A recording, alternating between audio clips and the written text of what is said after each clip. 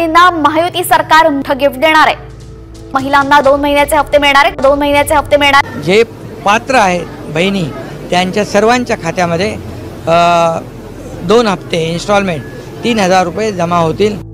लाडक्या बहिणी डबल खुश। आता मिळणार 2 हप्ते एकत्र। 11वा आणि 12वा हप्ता एकत्र जमा होणार। बहिणींसाठी वाढीव निधी मंजूर। आता लगेच बहिणींच्या खात्यात पैसे टाकण्याचे आदेश। आता कोणत्याही क्षणी बहिणींना 2 मेसेज येणार। मेच्या हप्त्याला खूप उशीर झाल्यामुळे लाडक्या बहिणींना जूनचाही हप्ता लगेच देण्याचा निर्णय। आणखी 3000 कोटी मंजूर। आता फक्त मोबाईलच्या मेसेजची वाट पहा। मोबाईलच्या मेसेजकडे लक्ष ठेवा, कोणत्याही क्षणी मेसेज येणार। लाडक्या बहिणींना 2 हप्ते देण्याचा निर्णय झालाय। त्यामुळेच आता लाडक्या बहिणींसाठी वयाची अट। राज्य सरकारने लाडक्या बहिणीच्या वयानुसार एक नवी यादी तयार केली। आता तुमचं वय किती आहे यावरून तुम्हाला हप्ता किती मिळेल हे ठरणार आहे। तसेच बँकांचा एक नवा नियम आलाय। सर्व बँकांच्या खात्यात हे 2 हप्ते जमा होणार नाही। काही बहिणींचे बँक खाते आता रद्द झालेले आहेत। मेचा हप्ता यायला भरपूर उशीर झाला, त्यामुळे मेचा हप्ता आणि जूनचा हप्ता हे दोन्ही एकत्रित हप्ते देण्याच्या निर्णयाला मंजुरी मिळालेली आहे। काल GR काढलेला आहे आणि काल रात्री 36 जिल्ह्यापैकी 4 जिल्ह्यामध्ये वाटपाचे आदेश दिलेले आहेत। आता तुम्हाला मेसेज कोणत्याही क्षणी येत असेल। आदेशानुसार हप्ता वितरणाला सुरुवात झाली, पण आता या 2 हप्त्यांचे पैसे वयानुसार मिळणार। लाडकी बहीण योजनेचा 11वा आणि 12वा हप्ता हा वयानुसार मिळणार आहे। राज्य शासनाकडून लाडक्या बहिणींच्या वयानुसार यादी तयार झाली आहे। आता तुमचं वय नेमकं किती आहे यावरून तुम्हाला हप्ता किती मिळेल की मिळणारच नाही हे तुम्हाला आता जाणून घ्यावं लागेल। मे महिन्यामध्ये लाडक्या बहिणींसाठी नियम बदलला आहे। या महिन्यात बँक खात्याचा देखील एक नवा नियम लागू झालाय। या 4 बँकेत जर तुमचं खातं असेल तर तुम्हाला अजिबात पैसे येणार नाही। या 4 बँकेमध्ये खाते असणाऱ्या बहिणींचे पैसे बंद होणार।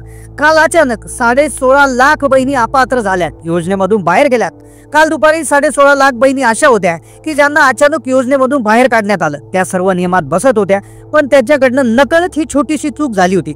आता तुम्ही जरी ही चूक केली तरी तुम्ही जरी बाहेर जाल, कारण की 2 हप्त्यांचा प्रश्न आहे। आता तुमचं वय नेमकं किती आहे? तुम्ही 21 ते 30 वर्ष वयोगटात बसता की तुमचं वय 31 ते 40 वर्ष वयोगटात आहे की तुमचं वय 41 ते 50 वर्षामध्ये बसतं की तुमचं वय 51 ते 60 मध्ये आहे की तुमचं वय डायरेक्ट शेवटची कॅटेगरी म्हणजे 61 ते 65 मध्ये बसतं। यानुसार तुम्हाला या 2 हप्त्यांचं वाटप होणार आहे। आता अर्जंटमध्ये तुम्हाला समजून घ्यावं लागेल, अन्यथा तुमचाही हप्ता बंद होऊ शकतो। अपात्र बहिणींची संख्या आता वाढायला सुरुवात झालेली आहे। सूत्रांच्या माहितीनुसार 50 ते 52 लाख महिला यांची योजना बंद होणार आहे। मे आणि जून हा हप्ता आता 50 लाख बहिणींना मिळणार नाही अशी माहिती सूत्रांकडून मिळत आहे। मग नेमकं ही वयाची अट काय आहे? 21 ते 30 वर्ष वयोगटात बसणाऱ्या महिलांना किती हप्ता मिळेल? 31 ते 40 वर्ष वयोगटातल्या महिलांना किती पैसे मिळतील? ज्यांचं वय 41 ते 50च्या मध्ये आहे त्यांना किती हप्ता मिळेल? ज्यांचं वय 51 ते 60च्या आतमध्ये आहे त्यांना किती पैसे मिळेल? आणि शेवटची कॅटेगरी 61 ते 65च्या आतमधल्या महिलांना किती पैसे मिळतील? अशी एक महत्वाची आणि अर्जंट सूचना आली आहे। आता एक वयाच्या संदर्भात एक नवी यादी जाहीर झाली। या यादीमध्ये काय निकष लावण्यात आले आहेत? सोबत लाडकी बहीण योजनेत 6 मोठे बदल झालेले आहेत, ज्यामुळे 16.5 लाख बहिणी काल अचानक बाहेर गेल्या। त्यांच्याकडनं एक चूक झाली, नकळत ही चूक तुमच्याकडून जरी झाली तरी तुमचं नाव योजनेबाहेर जाऊ शकतं आणि एकदा का नाव योजनेबाहेर गेलं तर तुम्हाला इथून पुढचे कोणतेच पैसे मिळणार नाही। त्यामुळे एका चुकीमुळे तुमचं नाव बाहेर जाऊ द्यायचं नसेल तर हा व्हिडिओ फक्त पुढचे 2 मिनिटं राहिलाय तो लक्षपूर्वक पाहायचा आहे, कारण की छोट्या चुकीमुळे बाहेर जर एकदा तुम्ही गेल्या तर तुमचे पैसे होतील बंद। आता वयाची अट नेमकं काय आहे? कोणत्या वयानुसार किती पैसे मिळणार? किती वय असल्यावर पैसेच मिळणार नाही हे अर्जंट पाहून घ्यावं लागणार। लाडकी बहीण योजनेचा 11वा आणि 12वा हप्ता एकत्र सुरू करण्याचे आदेश काल रात्रीच देण्यात आले। बँकांना निधी दिलेला आहे। बऱ्याचशा महिलांना अजून मागचे हप्ते जमा झालेले नाही। महिलांना प्रॉब्लेम येत होते, आता हप्ते बंद होतात की काय? बऱ्याचशा महिलांना असं सांगितलं होतं की महिला अपात्र होत आहेत, महिलांना पैसेच मिळत नाही, योजना बंद झाली। तर त्यावर आदितीताईंनी सांगितलं आहे की 36 जिल्ह्यामध्ये वाटपाचे आदेश दिलेले आहे। दररोज 4 ते 5 जिल्हे घेण्यात आले आहे। 6 प्रशासकीय विभाग आहेत। प्रत्येक विभागातून 1 ते 2 जिल्ह्यांची निवड आता करण्यात येणार आहे। आता विभागानुसार कोणत्या कोणत्या जिल्ह्यात पैसे वाटप होणार आहे हे तुम्हाला ऐकून घ्यावं लागेल, अन्यथा वयानुसार तुमचाही हप्ता होऊ शकतो बंद। कारण की कोणत्या फक्त 12 बँकेत पैसे येणार आहे आणि 4 अशा त्या कोणत्या बँका आहेत की ज्या ब्लॅकलिस्ट केल्या आहेत, त्याच्यामध्ये अजिबात पैसे येणार नाही। ज्यामध्ये सगळ्यात जास्त महिलांचे खाते आहे त्या बँकांची नावे पाहून घ्या, नाहीतर तुम्ही नियमात बसाल पण बँकेच्या प्रॉब्लेममुळे तुमच्या बँकेत पैसे येणार नाही। तुम्हाला जर तुमचं खातं बदल करून घ्यावं लागेल। 16.5 लाख महिला का बाहेर गेल्या? वयानुसार हप्ता वाटप झाला तर तुम्हाला किती पैसे येतील? आता लक्ष लक्षपूर्वक हा व्हिडिओ ऐकायचा आहे. पहा, 16.5 लाख बहिणी ज्या बाहेर गेल्या त्यांच्याकडनं एक छोटासा प्रॉब्लेम झाला, एक छोटीशी चूक झाली जी बँक खात्याच्या संदर्भातली चूक आहे.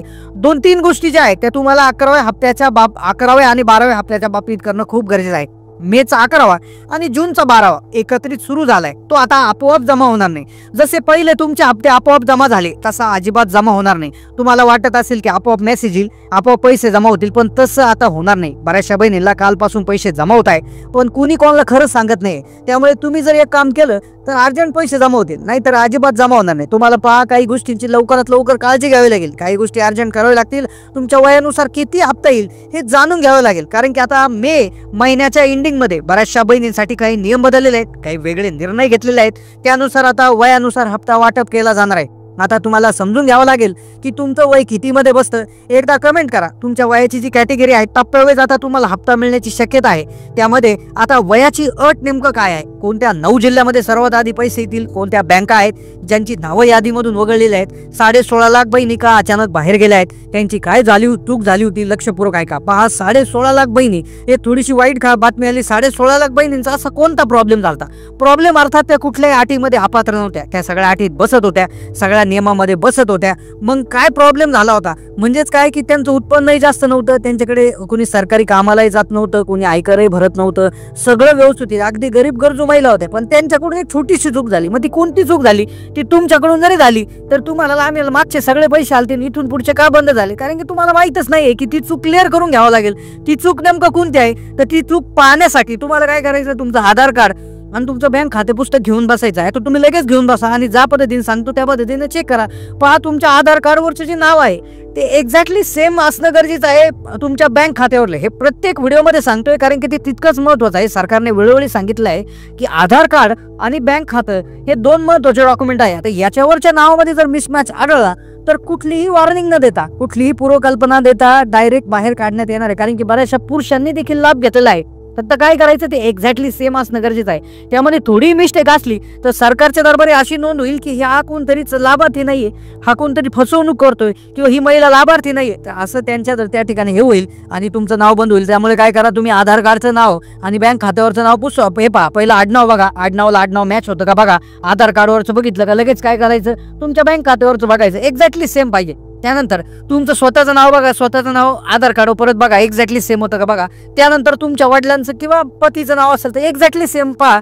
ते जर बसत नसेल तर मग बाकी तुम्हाला खूप काळजी घ्यावी लागेल. कारण की हळूहळू काय होत आहे की या आता अटीनुसार बहिणी त्या ठिकाणी हळूहळू बाहेर काढल्या जात आहे. कारण की बऱ्याचशा गरजू महिला सोडता बाकीच्याच महिलांनी त्या ठिकाणी भरपूर लाभ घेतलेला आहे. तर हे अजिबात आता चालणार नाही. त्यामुळे सरकार फक्त ज्या गरजू महिला आहेत त्यांनाच पैसे इथून पुढे देणार आहे. तर या गोष्टी चेक करा आणि कमेंट करा काही प्रॉब्लेम येत असेल तर. आता 12 बँका कोणत्या आहेत की ज्यामध्ये पैसे येतील आणि 4 अशा कोणत्या बँका आहेत की ज्यामधले खाते आपोआप बंद होतील. आता वयानुसार जे वाटप सुरू झालेलं आहे, वयानुसार काही अट आलेली आहे, वयाची नवी यादी कोणती आलेली आहे लक्षपूर्वक जाणून घ्या. आता कोणत्या वयोगटातल्या महिलांना पैसे मिळतील, कोणत्या वयोगटातल्या महिलांचे पैसे बंद होतील, आता 2100 मिळणार की 1500 मिळणार, 2 हप्ते एकत्र मिळणार की वयानुसार कसं ठरणार, आता लगेच जाणून घ्या. त्याआधी बँक खात्याच्या संदर्भातला एक नियम आलाय.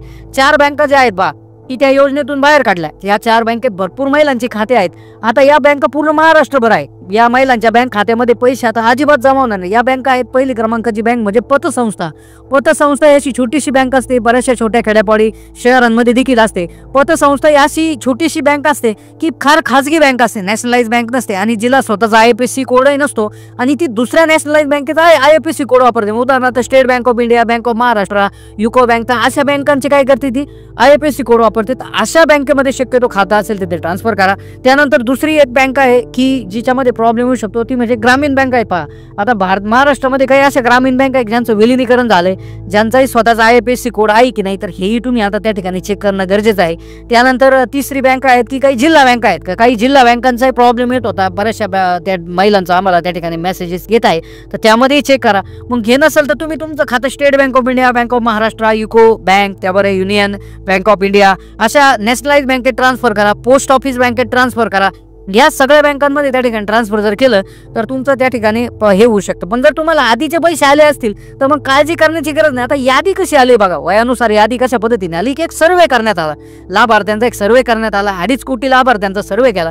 त्यामध्ये असं आढळलं की 43% महिला ज्या होत्या तर त्यामध्ये विधवांची टक्केवारी ही 47% होती. घटस्फोटित निराधार सोडून राहिलेल्या महिला 10% होत्या. आणि जर वयानुसार बघितलं तर 30 ते 39चा जो गट होता, 30 ते 39 वयोगट तो 29 होता. म्हणजे सर्वाधिक महिला ज्या लाभार्थी आहेत तर त्या 29% 30 ते 39 मधल्या आहे. त्यानंतर दुसरी टक्केवारी 21 ते 29 मधली ज्या महिला होत्या त्या 25% होत्या. 40 ते 49 मधल्या साधारणपणे 23% होत्या. त्यानंतर 78 म्हणजे एकंदरीत जर पाहिलं तर 78% लाभार्थी ह्या 21 ते 39 मधल्या आहेत. आणि जर आपण बघितलं 60 ते 65 मधल्या ज्या महिला आहेत तर त्या फक्त 5% होत्या. तर अशा प्रकारे एक यादी आले. आता वयानुसार कशा पद्धतीने होणार की ज्यांचं वय 21च्या खाली आहे आणि ज्यांचं वय 65च्या पुढे गेलंय त्यांनी त्या ठिकाणी हा लाभ त्यांना घेता येणार नाही, त्यांची नावं आपोआपच रद्द होऊन जातील. तर अशा प्रकारे वयानुसार यादी ही काढण्यात आली आहे. हा नियम पूर्वीपासूनच होता, याच्यामध्ये काही नवीन नाहीये. पण नक्कीच तुमचं वय जर वाढलं असेल तर तुम्ही त्या ठिकाणी तुमचा फॉर्म विड्रॉ करून घ्यायचा आहे, किंवा चुकून तुम्ही कमी वय असताना भरला असेल तरी तुम्ही फॉर्म विड्रॉ करून घेऊ शकता, कारण की कारवाई होऊ शकते, प्रॉब्लेम होऊ शकतो. तर अशाच नवनवीन व्हिडिओसाठी चॅनलला सबस्क्राईब करून ठेवा. धन्यवाद.